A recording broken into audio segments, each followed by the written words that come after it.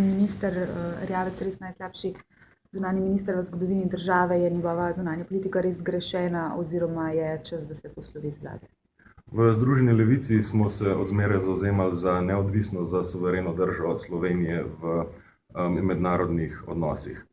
Tako politike Karla Erjavca kot interpelacija pa meri prav v drugo smer in kaže v smeri politik, ki gredo v interese, v proameriške interese, in to je nekaj, na kar v Združeni levici nikakor ne moremo pristati.